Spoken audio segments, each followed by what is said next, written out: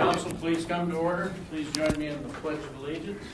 I pledge allegiance to the flag of the United States of America and to the republic for which it stands, one nation, under God, indivisible, with liberty and justice for all. Mandy, could you please call the roll? Young. Here. Greenhorst. Here. Danstruck. Here. Carlstone. Here. Hopkins. Here. Spore. Here. Can I get a motion for approval of the tentative agenda? So moved. Horst DeYoung, any discussion? Okay, all in favor, please say yes. Opposed, no. Mandy, please call the roll. Greenhorst. Yes. Young. Yes. Danstruck. Yes. Carlstone. Yes. Hopkins. Yes. Spore. Yes. Motion passed. This time for public forum. Anyone wishing to address council regarding any agenda item, please step forward to the microphone, state your name and address, and please limit your comments to 3 minutes. It's somewhat of a short agenda, so. All right, can I get a motion for approval of the consent agenda? So moved. Support. Answer Spore, any discussion? Okay, all in favor, please say yes. Opposed, no. Mandy, please call the roll. Danstruck. Yes. Spore. Yes. Young. Yes. Greenhorst. Yes. Carlstone. Yes. Hopkins. Yes. Motion passed. Do I have a motion to enter into closed session pursuant to Iowa Code Chapter 21.5, Paragraph 1C, to discuss strategy with council matters that are presently in litigation or where litigation is imminent, where its disclosure would be likely to prejudice or disadvantage the position of the governmental body in that litigation? So moved. Support. Young, Horst, any discussion? Okay, all in favor, please say yes. Opposed, no. Mandy, please call the roll. Young. Yes. Greenhorst. Yes. Danstruck. Yes. Carlstone. Yes. Hopkins. Yes. Spore. Yes. All right, so we are going to go into a closed session. We'll leave the room, have it there. You're all welcome to stay here. We will, when we get done, we will be back and continue on with our agenda. Any council member have a motion regarding the closed session? Hearing none, we'll move on to resolution number 6602, entitled Resolution Approving Change Orders number 1 and 2, final quantity and adjustment miscellaneous items, and accepting the public improvements for the Prairie Ridge West Sanitary Sewer Project. Mike?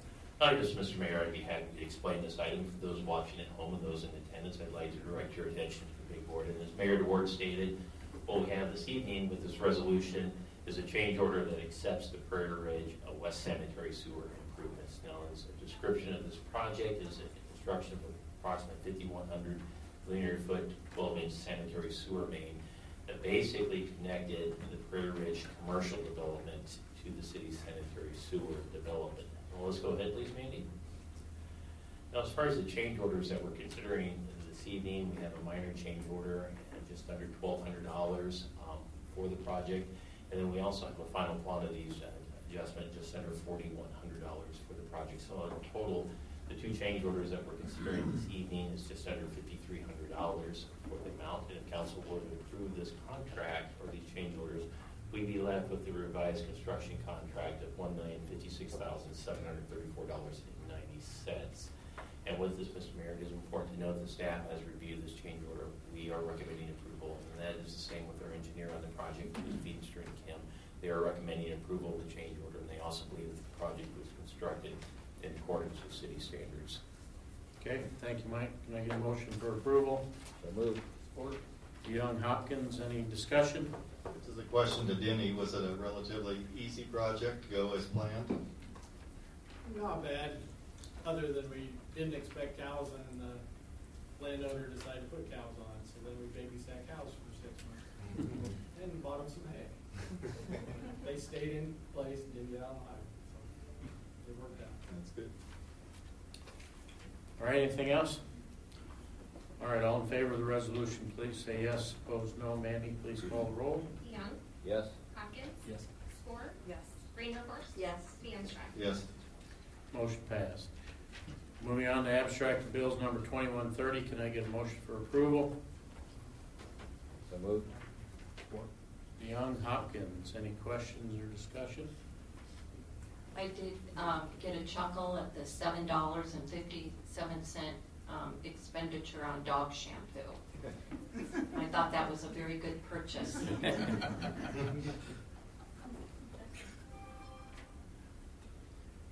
Anything else? All right, all in favor, please say yes. Opposed, no. Mandy, please call the roll. Young, Yes. Hopkins, Yes. Score, Yes. Vanderhorst, Yes. Stanser. Yes. Motion passed.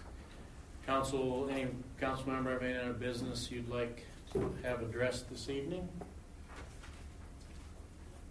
All right, any member of the public have any other business that you'd like to address the council with this evening? If so, please step forward to the microphone, state your name and address, and please limit your comments to 3 minutes. Okay, Ann Summit, 1435 Hazel Street. A few weeks ago, I was up here and asked some questions, especially about the TIFs in Pella.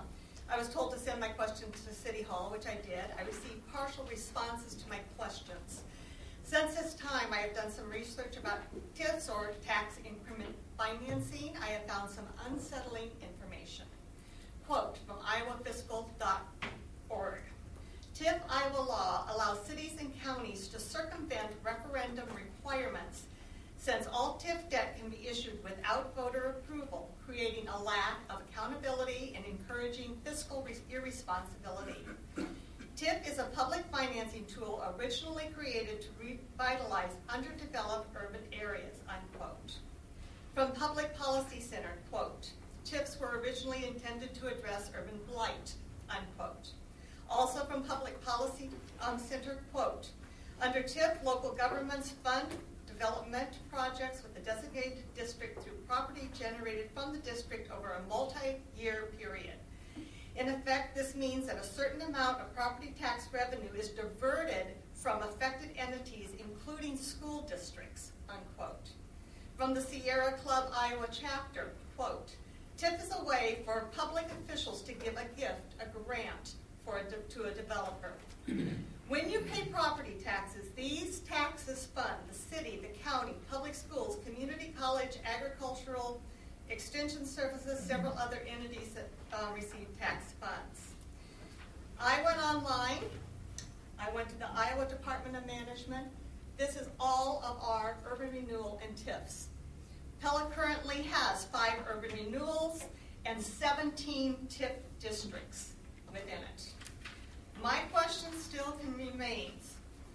I would like to know what each TIF is for, the amount, the year, how far along we are in it, and we just finished the fiscal year 22-23 in June, so we would need the new ones that have been added, such as Timberview. I also would like to know why Timberview ATI was given an additional $500,000 on top of the TIF. Thank you. Okay, anyone else?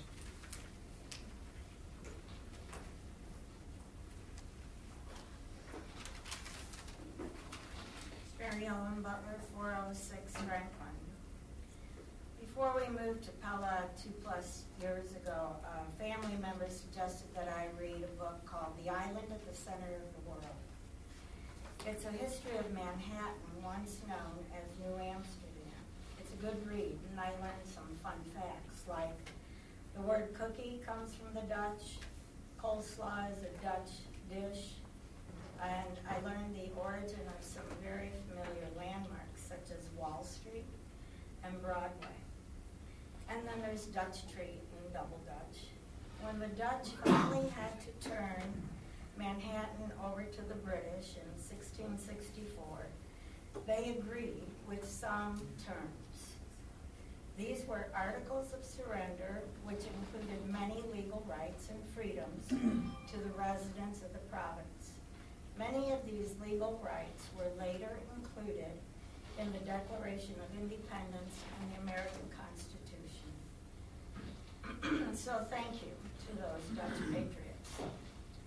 When I finished that book, my concluding thought was that there is no ethnic group of people with the right to brag. I don't know if all people groups owned slaves, but American Africans owned African slaves. Cherokees owned black slaves.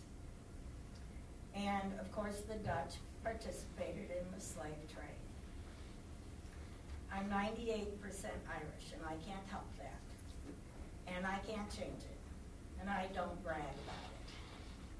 I know a few things about the Irish, and I'm thankful that my parents didn't fall victim to the devil in the bottle called whiskey, but many family members did.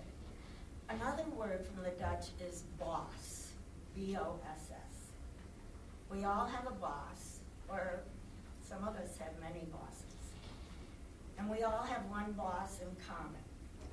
Just before he returned home, Jesus said, quote, "All authority has been given to me in heaven and on earth. Go therefore and make disciples of all the nations, baptizing them in the name of the Father and of the Son and of the Holy Spirit, teaching them to observe all things that I have commanded you. And lo, I am with you always, even unto the end of the age." He is the boss of all of us. He is the boss of all bosses. And one day we will all answer to him. Thank you. Anyone else?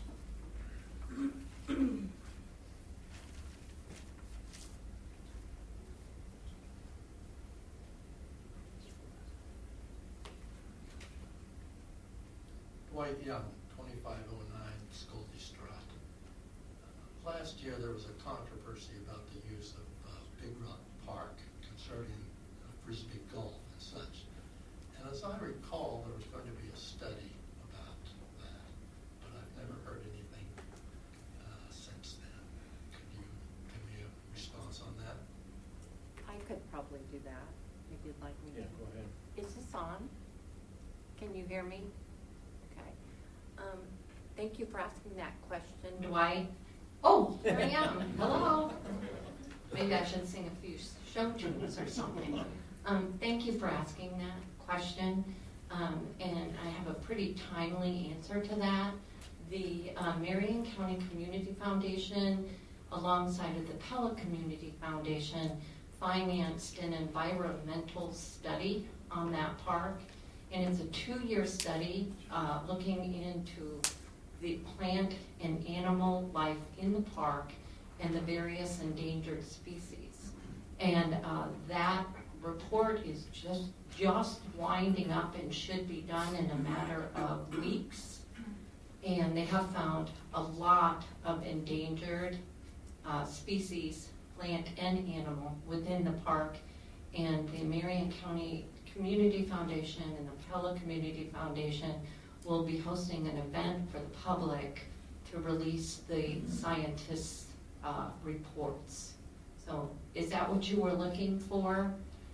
Yes. And that would put a protectionary piece over the park. Now, the beauty in this study that I love the most is it included people who are very young, elementary school age, and some even younger, took part in learning how to test waters and count bumblebees and plants, to people from our nursing homes who also took part.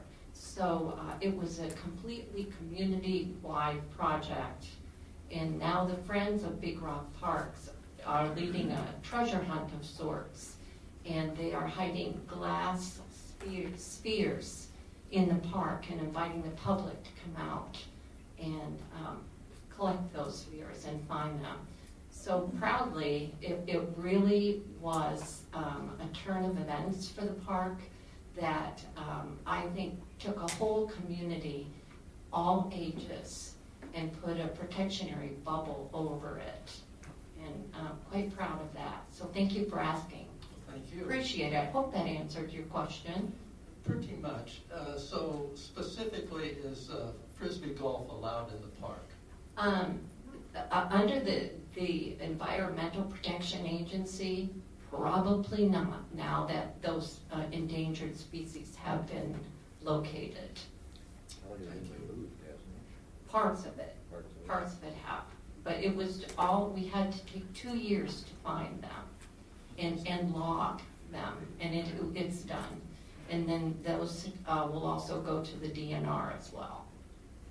I would like that we would continue to respect the donors of the park and their wishes. As would I. Thank you very much. Yes, thank you.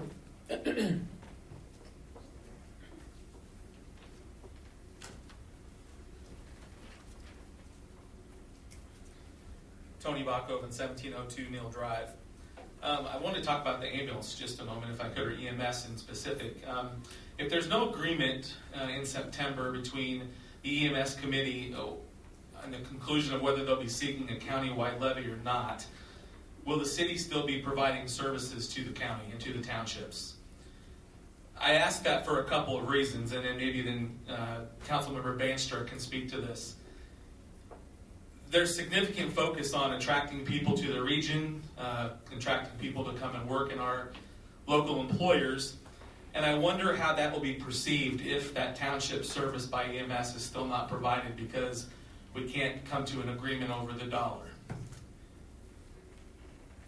I sat through the most recent Board of Supervisors meeting, and the mayor spent considerable time trying to justify the $10 million request, the additional $8 million that's also being sought by the city to support local projects. And I'm just baffled that we went from a community that cared more about people than dollars to worrying about dollars over people. So perhaps Councilmember Bandstra can enlighten us a little bit on where that negotiation is at. And if there's no agreement that's being able to be reached in September, what will happen to the service by EMS to the townships? Thank you. No answer? We have a policy and planning scheduled, so. Right. Sorry, my agenda said this was a question and answer session, so I just thought maybe that was something that's going to be legitimately asked. It's a opportunity for you to express your opinions on things. Anybody else? Okay, we will adjourn to policy and planning. First item is Pella Ambulance and Dispatch update. Mike? Oh, yes, Mr. Mayor. Once again, I'd like to direct everyone's attention to the big board for an update on this item. We have multiple updates tonight on the Pella Ambulance. The first update that we have is in regards to the negotiations that are currently ongoing with the townships that receive ambulance service from the Pella Ambulance. And the map that we have up on the big board shows the townships, but basically in Marion County, I believe that we have the Lake Prairie Township as well as the Summit Township. And then over in Madison County, it's Richland and Black Oak Townships. And then in addition, when we talk about entities outside of Pella that utilize our ambulance, it would also be the City of Pella. So if the council remembers, on May 2nd, council authorized a proposal to the townships for continuation of the ambulance service, and the proposal was over 2 years, and I believe the proposal had for fiscal year that we just concluded, which would be fiscal year 2023, the payment to the city for performing ambulance service to this area was at $36,000. For this current year, we had $66,000, and basically where we came up with that is we believe that we're going to lose about $130,000 in serving this area outside of Pella. What we offered to the townships was to split the difference on the matter. Subsequently to that, we've been in negotiations with the Lake Prairie Township, and it's our understanding that they're actually meeting tonight to consider the city's offers on the matter. So what we're hoping to do is have back an update for council on July 18th on this matter. So Councilmember Bandstra, I don't know if you have anything additional to add. No, until they come back with what they decide. Okay, all right. Very good. Let's go ahead, Mandy, and go to the next one if we could. But we have two updates tonight concerning the ambulance, and what we just wanted to alert the council to on it is staffing for the ambulance. And Chief helped me out on this, but when we talk about part-time employees, and this would be the non-full-time employees that we rely on, as far as the shifts that the part-time employees cover, it's about 130 hours per week as far as scheduled shifts that we have. Is that correct? That's what we proposed, and I think it's actually more than that. Okay. Yeah. 36 hours times 7 will give you the actual number. Okay, it's more than that. We're heavily reliant on part-time employees. And we've recently had transitions of part-time employees, all good individuals. They've gained full-time employment with other agencies, and it's left us in somewhat of a pinch. And we wanted to make sure the council's aware that we're looking at staffing options on a go-forward basis on this as well. And there may be some additional modifications to be able to continue to meet service levels, but right now it's a difficult time period for the ambulance on it, but we're actively working on it. The second item that we have, and this kind of goes hand in hand with talking about entities that rely on our ambulance service and can continue for service, we wanted to bring up to speed, and I believe, Chief, these are on calendar year totals that we have here, is just the number of runs that the ambulance service is performing. And as you can see, there's been quite an increase from 2022 to over 2021, what we have. On an annual basis, we're performing for hospital transports right around 500 transports or so a year. And when you look at the total runs, the 911 calls are now up over 1,700 as far as that. And what our plan is, and we talked about this when we adopted the Pella or transitioned the ambulance over to the City of Pella, was to contact the entities that are receiving benefit from the Pella ambulance and talk about future service levels. And we wanted to make sure council was aware that we plan to contact Pella Regional to talk about the transport service. What makes transports difficult for the ambulance service is the length of time an ambulance is out of service. And anytime an ambulance is out of service on a call for an extended period of time, what that increases is the possibility that we'll have to call in the third ambulance, and that's where we run into difficulties with staffing on it as well. So our plan is twofold. We're taking a look at the current staffing for the ambulance. There's likely going to have to be modifications on that. If we believe we're going to exceed our budgetary allotment for this year, we'll be back talking to council before anything's authorized. But right now, what we're trying to do is work within the confines of the city's budget. The second item is when you look at transports, and on the transports is the length of time it takes to conduct a transport on it. We plan to talk to Pella Regional about that as well on a go-forward basis. But we didn't want you hearing that we contacted the hospital without making sure that you're aware of the reason why we're contacting the hospital. So, Chief, I don't know if you have anything else to add on transports. No, other than the simple fact that it takes all of our staff out of the city limits. And with 911s increasing like they are, we need more coverage here and not out 3 and 5 hours away. Are there other options for the hospital? There are other services out there, but hospital transfers in general aren't the moneymaker there used to be because they are Medicare and Medicaid transfers as well. So there's a lot of agencies that turn transports down because it's not a moneymaker anymore.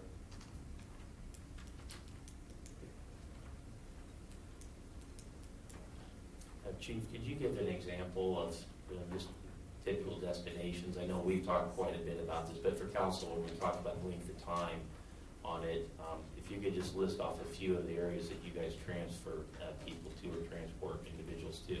Sure.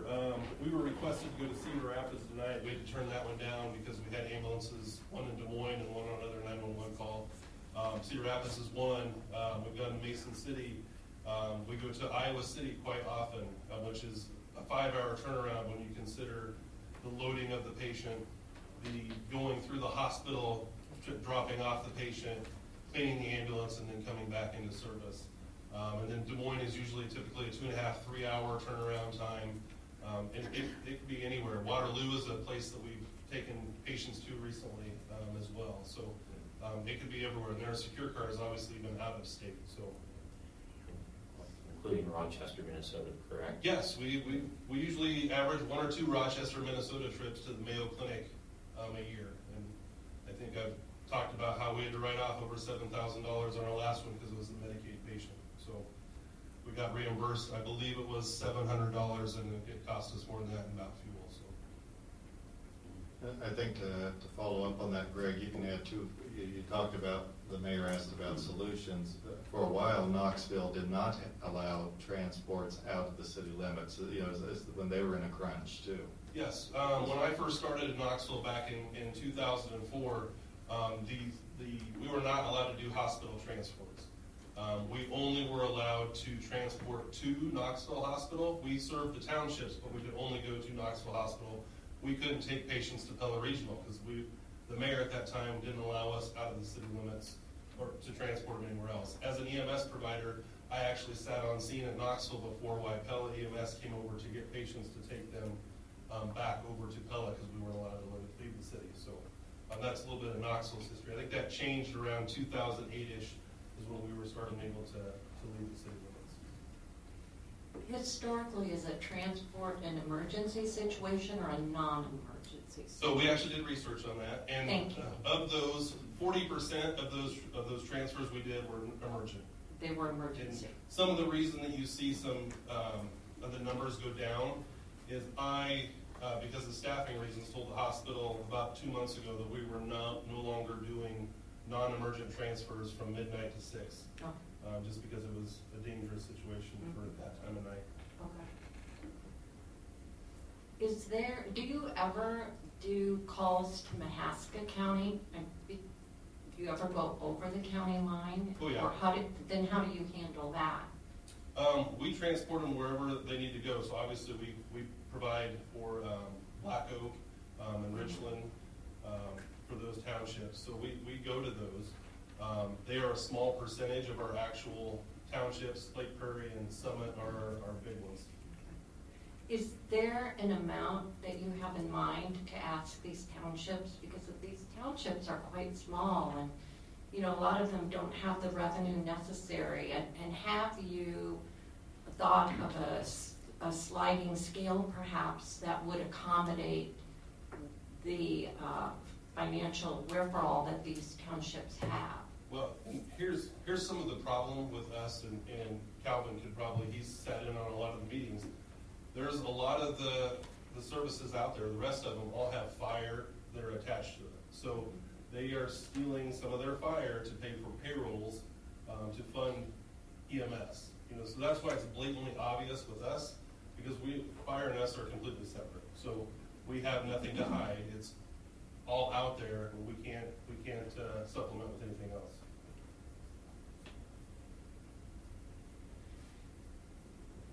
To be So- clear, we I was have just a- going to ask one more question. No, It's just, it's the whole financial thing, and through the Marion County Community Foundation, I've been honored to be able to work with a lot of the townships. And I know that they are strapped financially. And so Pella's been very blessed financially. And it concerns me that we would even entertain the fact that if these townships financially are unable to pay the cost, and I'm not sure what the cost is, I would love to know what it is, that we would deny service. That's a very big concern of mine. And I'm hoping that's not even in your wheelhouse of understanding or thought. As I'm Switzerland, you guys are the one that control what I do. Okay? Can I address that question? Sure. We disclosed that on our May 2nd council meeting, what we were asking. We believe that the cost to serve the townships, the loss that we had, and when we talk about it, that would be our cost of serving based off their service calls, minus off the patient revenue was about $130,000. What we proposed was accepting the township's offer of $36,000 for providing the service for last year. So that would have been the fiscal year that ended on June 30th, 2023. For this current year, we offered to split the difference with them at $66,000. I could also tell you, after talking to Councilmember Manstray and the townships, we've even made modifications from that on it that's been considered. But along this way, when we've talked about the financial capacity to pay for this, to date, I have not been able to gain access on the capital expenditures the townships claim that they have, what they're spending their money on it. We've repeatedly asked that question along this, and what's been told, and that information has not been given to us. And so, absent this, and when we look at their fund balance that they had between the whole group of them on it and what they're taking in as far as annual revenue, we believe from the staff's perspective that they do have the capacity to pay for that. But ultimately, regardless whether it's staff's belief or not, it's a philosophical question from the city council, is the subsidization of township ambulance services by the citizens of Pella, and that's ultimately the question the city council is going to have to address. Exactly. And one of the things that's unique is that a good portion that we serve in Black Oak, Richland, and Lighton are already covered by Mahaska, since that's a county hospital. So they're choosing to go with Pella, even though they do have coverage from another entity.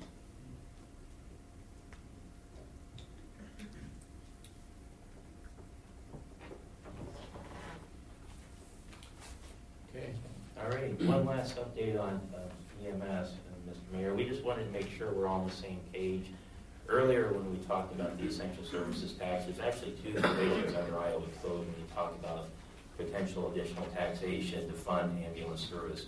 One of them would be is if we created an EMS district, and that's under Chapter 357. We talked about petition requirements, and we also stated that it would be very unlikely that the City of Pella could actually have a vote to fund it, or an additional vote for an additional taxation to fund the ambulance for us.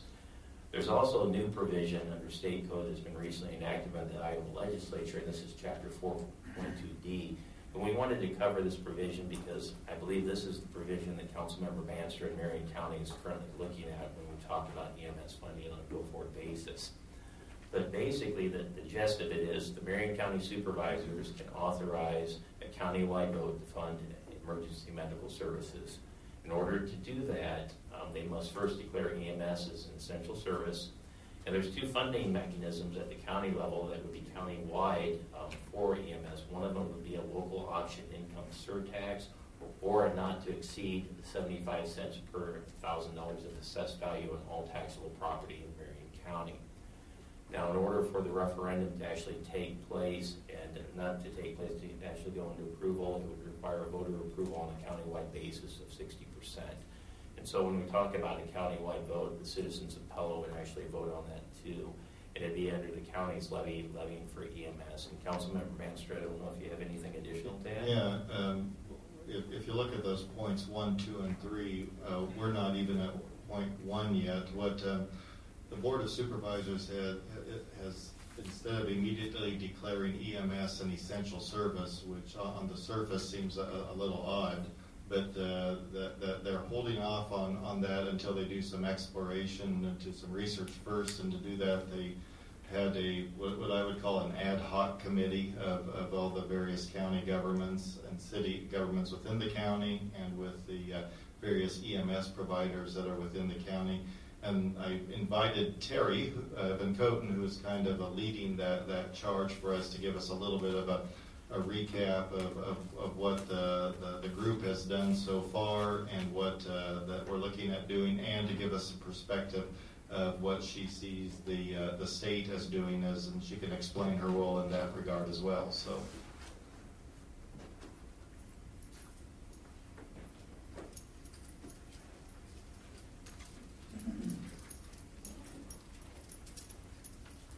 Good evening. Okay, we've held approximately, I think, 5 meetings since this committee was formed, with the various EMS departments, Supervisor Ramey, and different township representation. Overall, we've done an overall look of how our county EMS services throughout the county function. They all function quite differently. Obviously, Pella and Knoxville, having community-based hospitals, are the busiest, and a big piece of that happens to be their transfers that they do, and the volume of people in their communities, in and out of their communities throughout the day. We've looked and explored at each one at how they function, their department members, how many are on there, how old they are, how long they've been on there. Some of those things have come to the surface, that we have a lot of them, obviously, that are still volunteer services, and they're starting to age out. They're not bringing in the new ones like they used to. We talk about recruitment and retention, but the reality is that the recruitment and retention thing, it's not what it used to be. Our communities are aging out. Our service members are aging out. We're busier as a result of that, like Greg said. But trying to find those people, they're just not there anymore. That healthcare workforce, which is a huge piece of the grant that I work for, is just not there anymore like it used to be. So we're going to have to get creative and think about how we can do things differently. Because the one thing that's come out of all of this, I think we can say, is we cannot keep doing things the same way and expect things to be sustainable. So there's going to have to be some changes. There has not been a decision as to what those changes are, because we're not done looking at all the information yet. We've looked at the financials of all of them. and stuff, but the most recent thing that we're going to be doing is looking at the true data. And the data we're going to be looking at primarily is 911, because that's what EMS is about first and foremost, is 911, that someone is there to answer the call when someone calls 911. Everyone expects that an ambulance is going to show up, and we want to make sure that an ambulance shows up for every citizen that calls 911, obviously, no matter where they live or work. So that's the next thing that we'll be doing at our meeting, is gathering that data, and we're working closely with some other entities in the county to get that data from our dispatch centers and at the state level as well. On the other side of this, I kind of keep them in touch with what's going on at the higher level and stuff through the Iowa EMS Association, which is the largest group of EMS members, especially rural EMS providers throughout the state. They have a lobbyist that works for them, so they kind of keep us in the loop of what's going on. So some of the things that are coming that they've really been working on, and they expect, they have, the IAMSA board has a meeting with their lobbyist. It's Eric Goranson, I believe, from who's a lobbyist for them, about working on negotiating for the GEMT money, which is a higher reimbursement rate that you can get from their Medicare, Medicaid patients if you're part of a governmental entity, which is part of the reason why Pella Ambulance moved that direction, because now they qualify for that in a few years. But they're really looking at the structure of that reimbursement. And some of the foundational pieces of that have come to the top is putting EMS back into the healthcare system that it was designed to be. A lot of times, like I've told you guys several weeks ago, EMS was structured initially in the fire department, how it originally started. But the reality is EMS is part of the healthcare system, and we have to recognize it as part of the healthcare system. And so the structure of reimbursement should reflect that, which it doesn't currently. So that's one piece of legislation that they have talked about at the IAMSA board, really working hard on in the next year. The other piece is looking at retention and recruitment, going into the schools and things like that. But also a lot of communities are going back, and you may have heard about the Lieutenant Governor's pilot project, which has been renamed a little bit. It's the Iowa United First Aid Pilot Program, which is Lieutenant Adam Gregg's project that he's doing in 3 different counties in the state of Iowa. And that is to look for those first responders in their community, identify who they are, or recruit new ones with the very basic fundamental first aid of BLS healthcare, basic life support, which is teaching them how to open an airway so they breathe better, starting CPR to get their heart going again, knowing how to use an AED, and first responding in their communities or throughout their communities when necessary. And it's done through an app on their phones. They're notified. I actually have Pulse Point. I don't know if Greg and Amanda do, but I actually have Pulse Point on my phone, which is one of the companies that does it, but there's several different apps. But I have been in another state and received a notification that someone in a vacation condo down the street from me was having a heart attack. That's how Pulse Point works. It notifies people who are part of the system when someone is having a problem somewhere else. And if it's an emergency like that, that type of thing. So that's a project that's happening in the state of Iowa. It's being rolled out and just getting started in 3 different counties.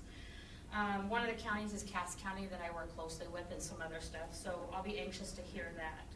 We're also following Lee County recently voted to have EMS Essential in a special election earlier this year. Lee County is very close in size to Marion County. They also have 2 larger communities there and a city-based fire department. And so we are looking at meeting with them and discussing how they are doing their EMS Essential and how they're doing their funding in their county, and hope to bring that out to our advisory group. And let's see what else. I've got some other things on here. I'm trying to keep up with all of it. We have the counties of Page, Fremont, Mills, and Butler so far also looking at making EMS Essential. And so staying in touch with them and seeing what their process looks like. Another piece that came out in one of our meetings was the state of Iowa has directed all the county auditors to survey their, I don't know what word to use, a survey is a right word, but to reach out to their auditors to collect information on the township. So maybe you understand a All little the bit better. township clerks to get all the fund balances. Yes, so that has started, the state has initiated that for our county auditors to start that process. So a lot of our townships have probably, or we're going to be receiving letters about that shortly. And they're questioning whether that could be tied to looking at EMS Essential statewide.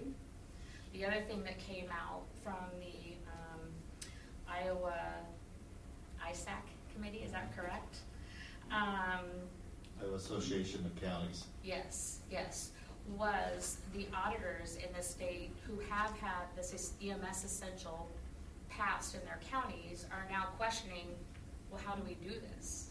Because a lot of counties have gone ahead and passed it, but they don't have a good plan behind it, like how they're gonna roll it out in their county. Yeah, it's great to get all that funding, but now how do you figure that out? How do you determine where your needs are, who needs to be served? Because you have a lot of counties like us where you have multiple volunteer services in our county who are having pancake breakfasts and chicken feeds, trying to replace a 18, 20, 25-year-old ambulance, or put new tires on an ambulance, or get new equipment and stuff. So there's still a lot of questions, a lot of gray area with the EMS Essential. The IMSA is looking at pushing it to become a statewide initiative at some point in time, and whether that will get picked up again this year and move forward, I won't know till I hear what the IMSA board reports back to its membership. But that's kind of where things are. Like I said, the next thing at our advisory council meeting is a really deep data dig into those things. So I'd happily invite the city managers if they would like to be it, or we can share that information with you as soon as we have it. We'll be happy to do that to help you with some of the decision-making process. But most importantly, any changes that you do to that structure in any way affects so many people. It is not an easy thing to do to make those changes to it. So again, I think I said this last time and I'll say it again.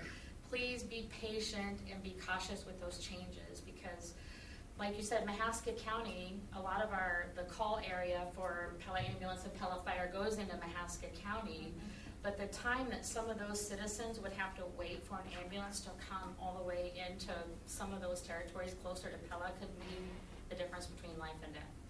And so I think sometimes we have to look at those times, response times and things like that before making decisions, but it affects dispatch centers. It affects all the fire districts. It affects, the EMS response districts. It's emergency management. 28E agreements, multiple 28E agreements between all the different departments, fire departments, emergency management, cities, all of that. So any changes to that structure in any way has a huge ripple effect in multiple ways. So I'm not advocating, I'm just stating the facts that any change to that is a huge change to multiple entities throughout multiple counties. So, okay. Terry, just a quick question. Have you guys identified a timeline on a potential vote in the county for a countywide vote, or is there some sort of rough goal on when a decision is going to be made by your committee, whether the supervisors will consider declaring EMS as essential and authorizing a referendum in Marion County? Well, this was done a little bit differently. The EMS chiefs, directors decided to go to the Board of Supervisors to form this committee. Most of them ask the county to declare them as essential and then put the committee together and take off from there. So there's been a little bit of fact-finding, plus I feel like a lot of, not fact-finding, I don't want to say that, but a lot of information sharing to understand how EMS really works, because most people don't truly understand how it functions and the repercussions of some of the small changes that might be made to it. So I don't think they've given a hard timeline. Sooner rather than later is preferred. And so I think we're getting to the point where it may be time for the advisory committee just to start coming together and talking amongst themselves, just the advisory committee alone, just to look at all the different options. And there are several counties, I mean, nothing has been ruled out. Some counties have gone to a county-wide service. They find all the funding that's being used in the county already maybe more better applied if it was a county-based service that served all the citizens. Nothing is off the table as far as what they're going to advise or when they're going to advise it, but sooner than later, for everybody's benefit, we can't have these meetings to keep going. So at some point in time, the advisory is going to have to come together and make some recommendations. So I would. Yeah, I guess maybe Greg and Terry can echo this. We never end these meetings on warm fuzzies. The problems are very real, and you look at the demographics of this county, and they're just going to get worse. Yeah. And that's really the challenge. And then back to your point on timing, Mike, the supervisors, I think, are looking at us to come to a recommendation to declare an EMS and say this is why we need to declare an EMS. And look for a county levy to start funding the services for the gaps that we're having. And I would hope that could be done yet in 23, but maybe, Terry, you think that's too aggressive? I don't think so. I think we can come to it. I think it's going to be a little bit difficult for some, but I think we all have to be accepting that what we are doing now isn't working. It's not sustainable. And so we have to come up with a system that's sustainable for our citizens and that is efficient and effective. And so those are some of the primary things that they're really focused on. And so hopefully with the data and maybe a few other things, then maybe some really different opportunities to model, could it look like this, could it look like that, will come out after that. So Terry, do you think that, I'm looking at the date of September, or was September, wasn't it, on this, where it will come back before council, and I look at all these moving parts, and I'm like, is that even doable for us to make a, will the county have done their diligence by then? Will have the townships have turned in their diligence? Will all of these moving parts be here by September for us to make a decision on, as you said, a program that has a lot of moving parts that affects a lot of people? And I would say no to that. I think our work with the townships is just to fill in a stopgap to get some funding between now. That's what I would say. That would be the case that I'm looking at with Mike too, because finally, if you say yes, we first have to declare it an essential service. I think that maybe has to go through 2 supervisor meetings, if I remember right, and then you've got to schedule an election, and there's all these things that go through it to get to that point, and it just declaring an EMS as an essential service is just the start, to get there. So my conversations with Mike on our relationship with the townships now is let's put something together. Let's recognize the services that we're doing. One thing that Terry has pointed out is that because of improvement in fire safety, the need between fire and EMS is absolutely flip-flopped. And the legislator hasn't recognized in terms to the townships what they can levy for at this point. So that's a challenge. I think there's going to have to be some legislative changes too to reflect the realities that what we're facing for where the needs are. And that would be my hope that IAMSA will steer that. And I think my honest feeling is they will. There's a very strong organization there right now and stuff. So I will give you, they have a meeting in August, and I will give you what their list of legislative stuff that they put to their person. I can share that with you guys as soon as I have that. But. Thanks, Terry. Thanks, Terry. Is that it? For ambulance, Mr. Mayor. Okay. So if we're ready for the next topic. Let's talk about dispatch services. And I'm going to ask Chief McShahey to chime in here. If anything I misstate or omit, please feel free to correct me, Chief. But what we're here to talk tonight about is the Pella Dispatch Center, and the map that we have here, as most of the council is aware, we operate a dispatch center that performs 24-hour day coverage, 7 days a week, 365 days a year. The dispatch center handles approximately 13,000 calls per year, and as you can see from our map, it matches the Pella Fire EMS service territory, so we dispatch for this entire area. So this is a good portion of both Marion and Mahaska County. Now overall, when we talk about the annual budget for the dispatch, we're right at an operating budget of $744,000 a year on that. Now it is important to note that the City of Pella has covered those costs entirely, even though we do dispatch outside the City of Pella and perform those services outside of there. To date, the only financial contributors for it is the City of Pella on the matter. And so what we're here to talk tonight about is needed upgrades to our dispatch center and funding for those upgrades. And let's first talk about the system and just to bring everyone's knowledge up to speed. And I would preface this, I forgot to mention, we are just now, we consider this an informational session this evening. Fully, it's okay if we need additional time to make decisions and direction on the matter. We're perfectly fine with that and coming back with future policy and planning sessions on that as well. So with the dispatch center, and Chief, correct me if I'm wrong, but we operate currently on both VHF and analog, which is considered outdated by industry standards. And we've listed up here on the board the reasons why the system needs to be updated. But when we look at going to a digital system to operate on the dispatch, we have cost estimates. In fact, we hired a consultant this past year that gave us a range of estimates of between $590,000 and up to $1.2 million, depending if there needed to be another communication tower constructed in the area of service for the dispatch, for the communications on the matter. And Chief, is there anything to add on that before we move on? Oh, there's about 8 hours of information to add, but I think you've got the Okay. All righty. Let's go ahead then, please, Mandy.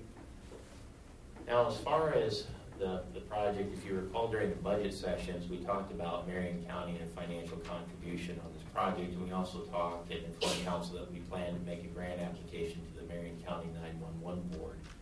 Now, as far as the Marion County 911 board, they receive user charges from people's cell phones and landlines in the county. So it's probably, as far as the total funding, we haven't gotten a breakdown on how much comes from the community of Pella on it, but it probably closely resembles, my hunch is, the population basis in the county. So the grant application that we submitted to the 911 board, Chief, was $590,000.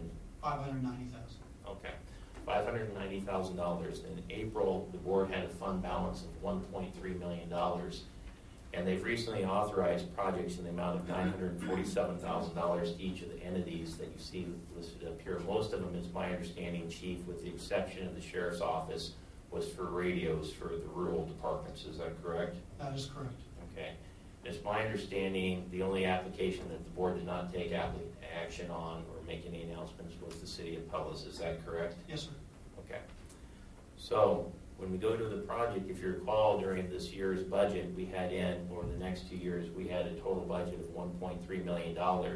But for the funding source, we said private source contributions, which means that we're going to apply for grants from others to help cover that in its entirety. What we have now is, I believe our applications have been turned down by the 911 board.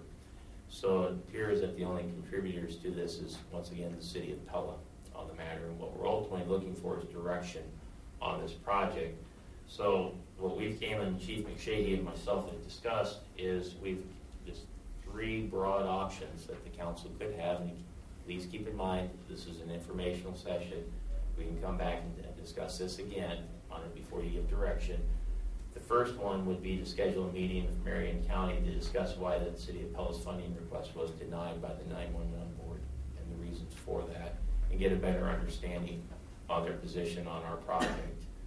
The second one is to proceed with this project and do not seek any additional funding from Marion County or any other entities on this, which means when we talk about $590,000, which I believe would be Chief and I's recommendation at this time, that would be once again covered entirely by the City of Pella, and we'd be looking at a debt service levy increase on the matter.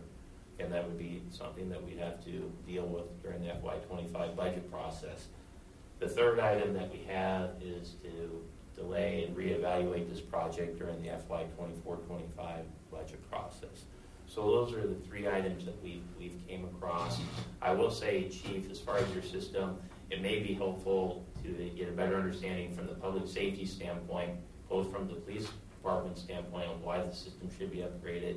We also have Chief Bogart here tonight as well. And I know there's been some difficulties when both Pella Rural Fire and Pella EMS have responded to calls outside the city limits with the radio communications. So Chief, if you could help shed additional details on that, please.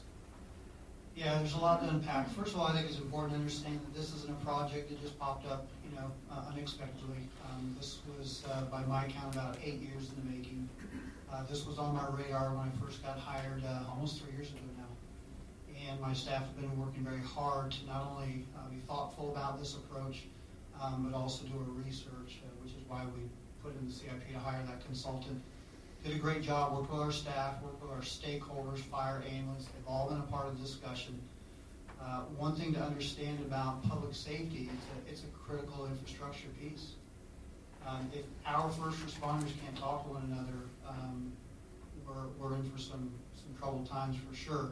The complexity of this is that we do, not only dispatch, but we also communicate amongst ourselves and dispatch oftentimes well outside the city limits. And that's where the complexity is. The VHF and analog system, were the going deal 20 years ago. And when you look at not only outdated but obsolete, public safety does a really good job of making do a lot of times and putting band-aids and fixes and stretching things out.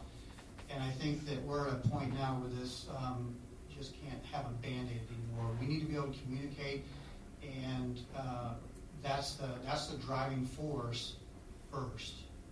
Secondly, we also need to talk about interoperability. It's so important that we communicate with our other emergency responders that are outside of who we normally communicate. So, for instance, the Marion County Sheriff's Office, other entities that might come in and want to help us with a tornado disaster or an expanded incident. The other key part of that is communicating within our own city, of public works, our schools, our hospital. So right now, those are very, very difficult and costly items to bring into a system that's already past its prime, so to speak. And last, I would just like to speak on system redundancy. We're a standalone system, and again, 20 years ago, that might have been a brag, and now it's a hindrance. And the reason why it's a hindrance is we're not on a network. And with that network system comes the ability for redundancy and further interoperability. So a system is already in place, has many, many towers, not only throughout the state, but through other states. So being part of that system helps us if something takes out our tower. Do we have a redundancy plan now? Yes. Is it immediate? No way. So there's a lag in service. And so joining the network, moving forward with a critical infrastructure project such as this, helps us join that system, bring our comm center up to industry standards, but better give that 10, 15-year outlook that we're still going to be good and we're still going to be able to communicate and do our jobs. But I just can't emphasize how important communication is. Would I ask the two chiefs standing right behind Chief McShaggy if there's any additional comments from both the fire as well as the EMS side of things? Sure. We serve a very large area, and so there are places currently where we have issues around the lake, out towards the far end of Summit by Highway 14.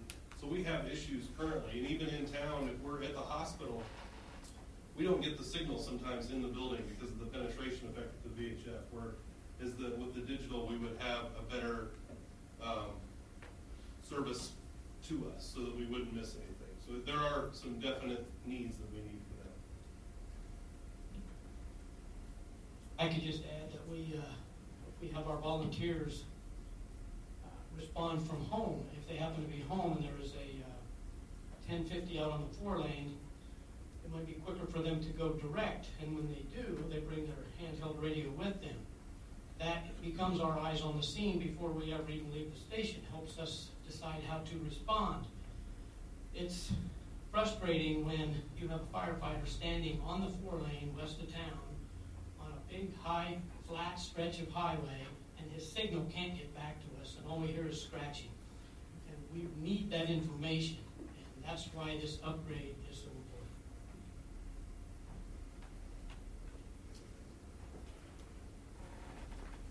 So the 911 board, you talked about they get funds, they have 1.3 million or whatever. Is that an annual allocation that they do projects, or how does the funding as a source, how does it work?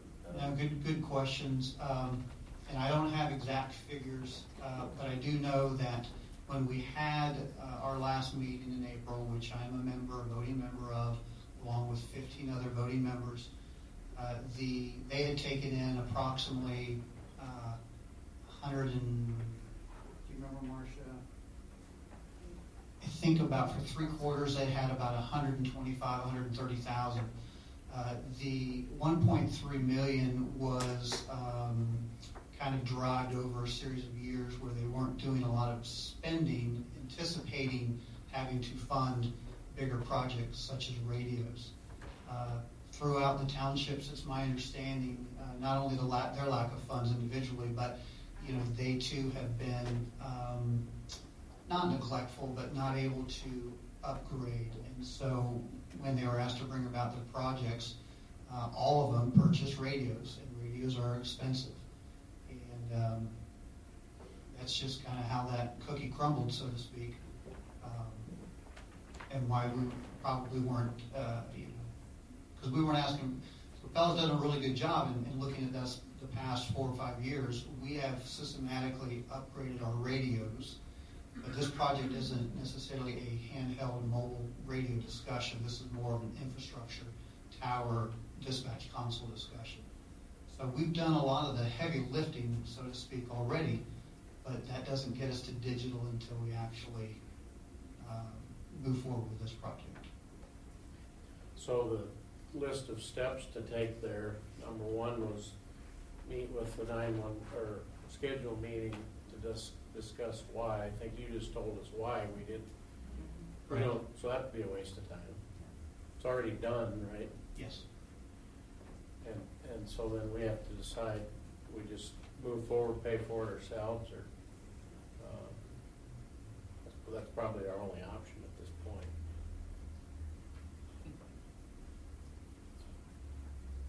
Is there a scenario where we can resubmit a request down the road, even if we move forward with it now, just because we need to, that it could be reconsidered later?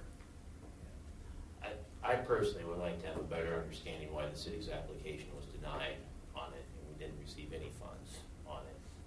Maybe there might be a reason out there for it. That would be, I would appreciate a better understanding of the position of the board and why it wasn't funded personally. I think, Chief, we're free to submit in future years when they ask for grant applications again.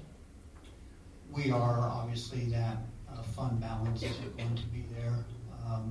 I don't know, I can't speak for other voting board members. I did hear in conversation it's not the general desire to save funds over the years, that those funds need to be allocated and used, more than just once every 4 or 5 years, or however long it took to build up this fund.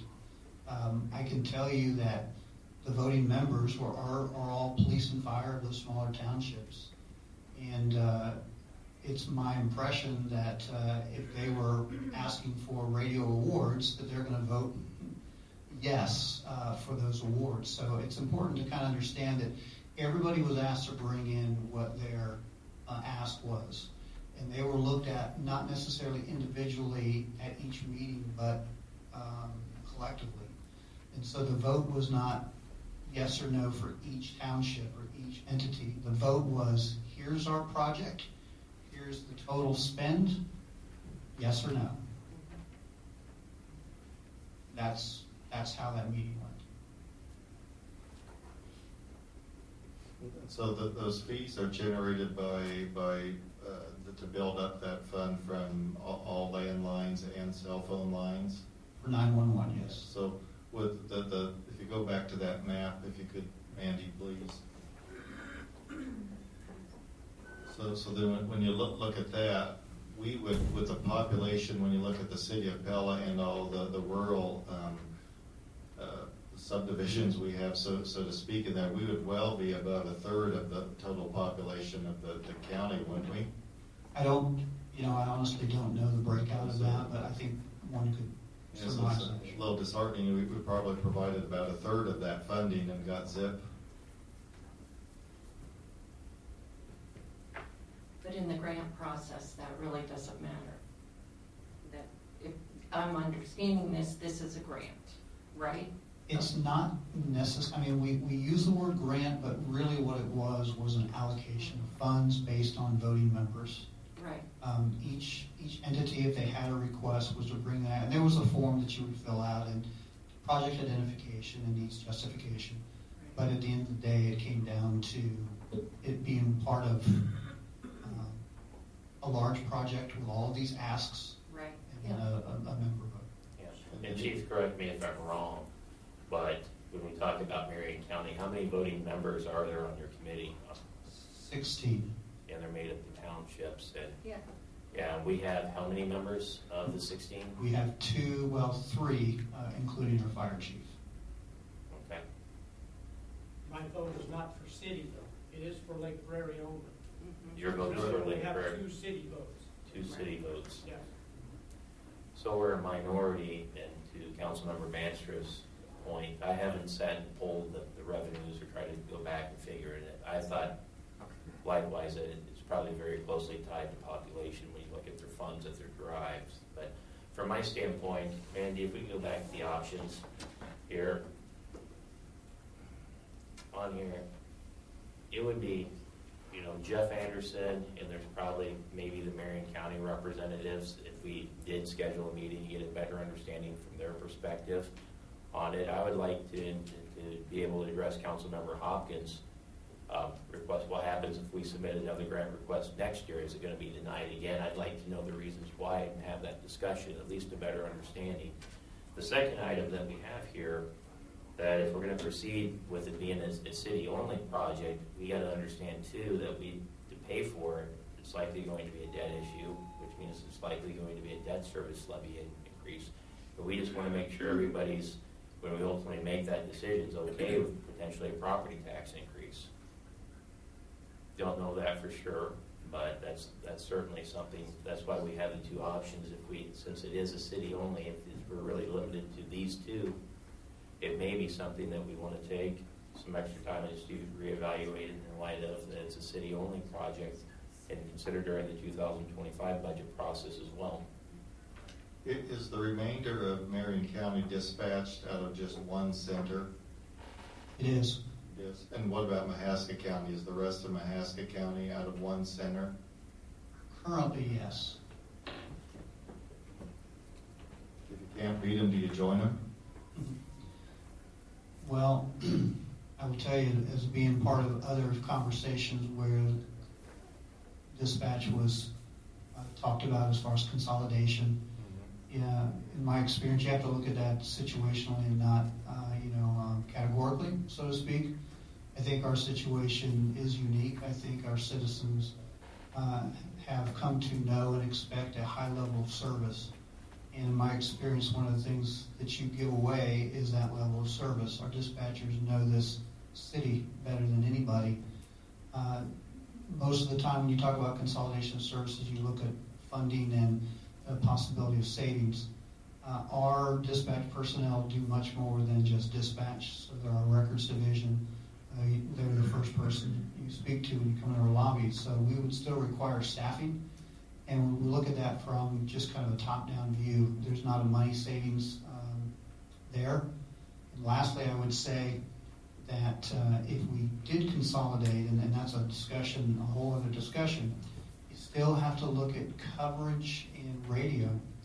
And for instance, the other tower in this, the only other tower in this county is in Knoxville in front of the sheriff's office. If we flipped the switch today and went to their tower, our communication would be much worse than it is currently, just based on having one tower.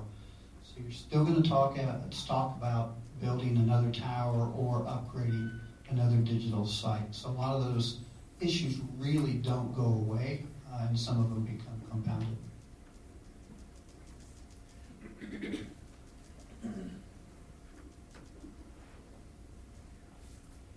Okay, anything else? Okay. Not on this subject, if this is something, would you like us to bring it back for policy and planning? And is it okay to go ahead and meet with the county, and Jeff Anderson, and get a better understanding why the denial? I think both, as you said, understanding the denial doesn't help us, even if we understand it, but it might help us for Dave's question, Dave's observation. To help us consider future options and funding, potentially. Okay. All right, moving on to the U.S. Cellular request.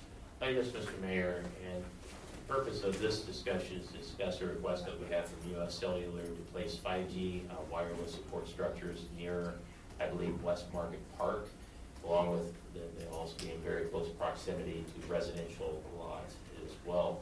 Now, under the city code on this matter, if you're going to place wireless structures near parks or residences, it requires city council approval, and that's why we scheduled this session, is to review where U.S. Cellular would like to place their towers at, and then also make sure we address it if they need to provide additional information on this request, to make sure we make this request now before we formally consider the request. But there will be a formal action item on this matter. So let's go ahead, please, Mandy. I believe we have a map on the locations of where the proposed towers are. And Jerry, if you want to walk council through the various locations and then turn the floor over to the representatives that we have tonight from U.S. Cellular. Certainly, tonight we do have Aaron, and I believe, Aaron, you wave your hand, and another representative from U.S. Cellular here to answer questions that council may have. The sites, briefly, we have one by Sunken Gardens and two at West Market Park. The intent or the request of U.S. Cellular is that these facilities or these locations in the city require their own cells to handle the amount of traffic that generates in Pella during peak times like tulip time. The ordinance itself requires that any location that is adjacent in the public right-of-way to a park or adjacent to a residentially zoned property must have the approval of city council. All the pre-existing sites that we have currently in Pella meet the intent of the ordinance for place either in commercial or industrial or institutional zoning, so they've already been constructed where they're allowed. This last part of this application are for these three sites by Sunken Garden, which is obviously a residential area, and adjacent to West Market Park on both sides of the park. The fundamental reasoning is that during tulip time or high peak times, the concentration of people at Sunken Gardens and also the vendor community at West Market Park dictates that these areas have the additional cell coverage. I'll turn it back to you, Mike. Okay. Is there any questions before we turn the floor over to the representatives from U.S. Cellular to elaborate on their request?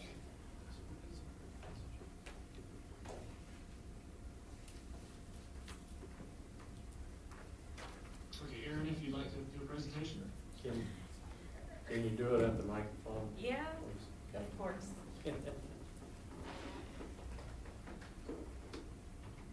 Good evening, Mr. Mayor, City Council members, city staff, and residents. My name is Erin Waits. I'm the Network Zoning and Build Compliance Manager at U.S. Cellular. I'm joined by my colleagues Paul Mason, Senior Manager, Network Deployment, Dan White, Senior Project Manager, and our site acquisition vendor partner, Chad Skinner of Grinnell Group. We appreciate the opportunity to be before you this evening. To date, U.S. Cellular has been very conscious and has worked to deploy our small wireless facilities across the City of Pella in a respectful manner that accounts for the city's unique and historic landscape. All of the node locations were selected purely based on our network need to offload our current macro tower facilities serving the city. Wireless data and demand is growing, and the capacity for existing facilities keep continuing to increase based on data usage that is limited. The deployment of these 3 nodes in high traffic areas is crucial for us to be able to maintain reliable data services to help offload the existing macro tower facilities. Last March 1st, 2022, when I was before the City Council with regard to the passage of this ordinance, I shared that while U.S. Cellular understood the city's most preferred to least preferred location preferences, that we wanted to make sure that we were upfront and that we knew that we would not be able to meet this with all of our sites. And we did our best to minimize the impact of the amount of sites that fell within the category of least preferred. True to our word, through partnership and collaboration, we were able to do that, and we worked very diligently and hard, and when technically feasible, we tweaked node locations. That's apparent with sites that are just outside the door that we made sure were properly located to fit the ordinance. In order to offload and help the existing network, being in close proximity to the traffic is critical. Therefore, if a node is moved a street over or around the corner, we're not able to get that same offload to the network. We need to be near the concentration of users so that the new sites are not affected then. These types of nodes are really designed to be in a small coverage area that gets high traffic. I want to just end by saying that U.S. Cellular really values the relationship that we've built with the City of Pella over the last several years, and tonight respectfully request that you approve the 3 small wireless facilities that are before you so that we can finalize our network build-out that is in making critical enhancements for residents, visitors, and businesses in the city. Thank you. So, do you anticipate this is the end then with these 3, or are you For right moving now, forward? what's it? Eventually there will be need for more. You know, there's a lot of broadband stuff going on, so there might be other things really, but right now this is the final part of our build-out, and we wanted to leave this to the end since there was a lot of time and effort really over a 9-month period from when it passed last year and getting it prepared so that we were able to construct before Julep time this year and really make sure that design and everything fit the needs of the city. I just got a couple of questions. Maybe it's too early. Are you able to tell how much of the new small cell towers took from that calls that otherwise would have been dropped or otherwise would have been compromised, but the fact that they work now because of these? Is there any data that I'm able to understand with that or not? Yeah, Paul can help me share, but what I will say is we always had this large concern, ironically, going after, hearing about ambulance and dispatch. One of our primary concerns in a community like this, where we're trying to target when things go high traffic, is to be able to make those critical phone calls to a 911 or to any emergency response. So, but I think Paul can help me answer some of what happened that weekend specifically. You just want to go up there, please.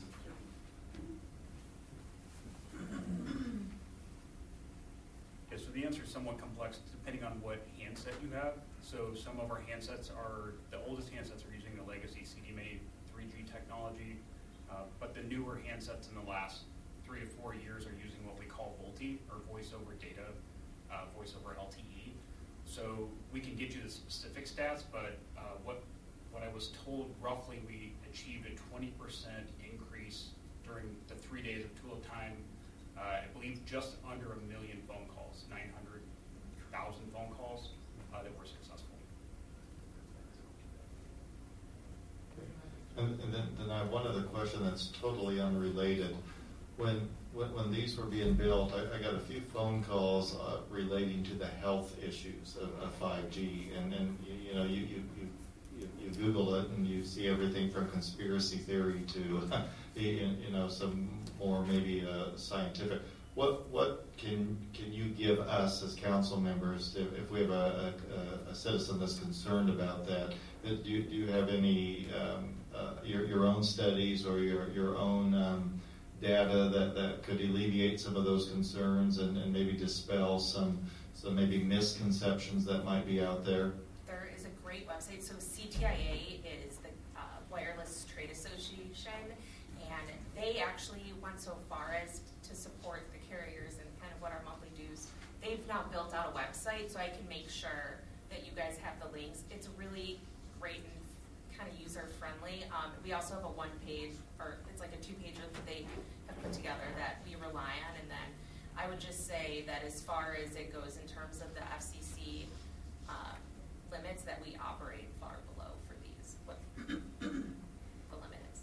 Okay, yeah, I think that'd be good for us to have access to one way or another, mainly if folks do have concerns, I think that they deserve to have some type of answer. And I know that there were a few residents that were connected to me, and I did share that information. So, with the future of these 3 sites, and what we really make to the commitment in my role to cities is that we don't want to be a burden to the city in fielding and working through questions and concerns. Like, please send them my way and let us help navigate those. And when I did provide information to the resident, there was no follow-up. I believe she felt comfortable with what I had given her. So we'll definitely make sure everyone has that.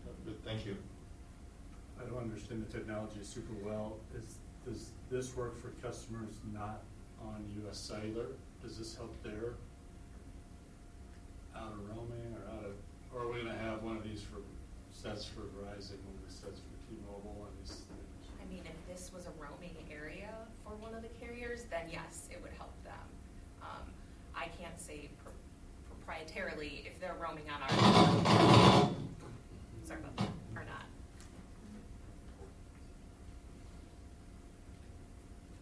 Okay, anything else? Thank you.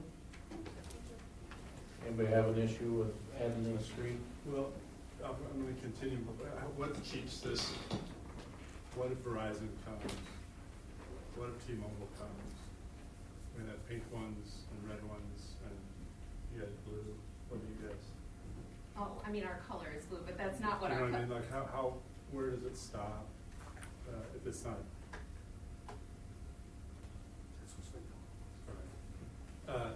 Yeah, I don't know. Are we going to have eventually?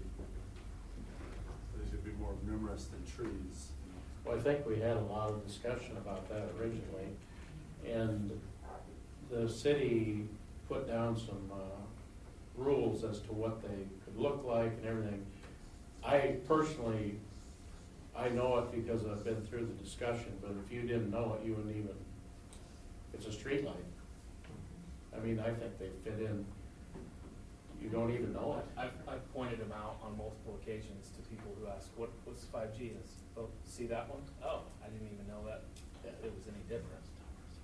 There was no pink. So I think we still have the. I just wonder about why did they get the access? What, if somebody else is in town, we're going to bring access there as well. And before you know it, there are 4 times as many people there. I agree. I don't think they're super obtrusive as is, but the more there are, I just think that's what. I don't remember that being a part of our original discussion. The only thing I remembered was that I don't think we have a choice on whether we allow them or not, but we do have a choice on style and some of that. So that I think if 5 companies want to come in, we have to let them.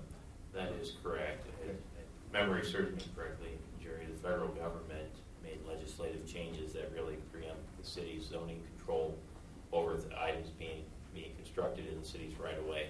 And so what we have is a process that if you do construct a new cell tower, it has to fit in with our other street lights on it. And that's basically the premise of our policy.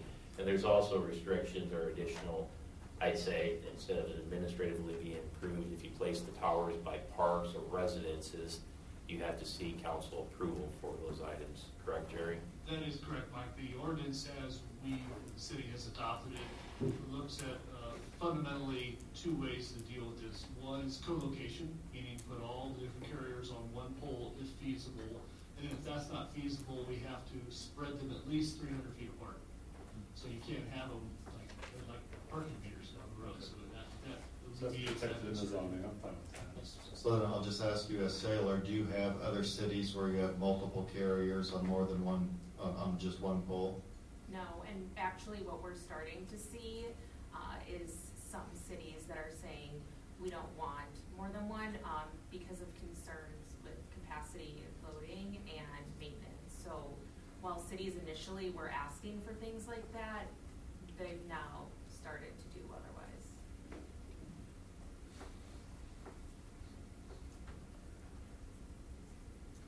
I think it made a big difference during too, it wasn't my phone. That's for sure. Rob. Okay, I think, sounds like, all right. This last item that we have, Mayor, we know it's been a long night for the council on it, but what we have is our annual personnel policy additions and cleanup, and we really view these as housekeeping items on here, but we'd be happy to answer any questions the council may have.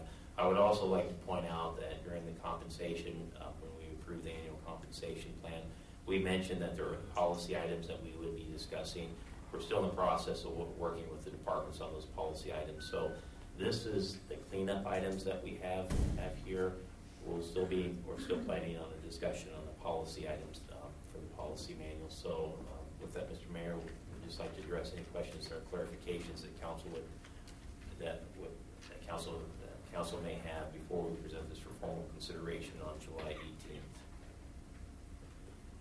Questions on any of this proposed changes? I assume they all address issues. Yeah. Yeah, hopefully you're not making the rules just for fun. So, okay, bring it. All right, thank you. All right. I'll entertain a motion to adjourn. So moved. Vance, Joe Spore. All in favor, please say yes. Opposed, no. Mandy, please call the roll. Answer. Yes. Spore? Yes. DeYoung? Yes. Vanderhorst? Yes. Carlson? Yes. Hopkins? Yes. We are adjourned.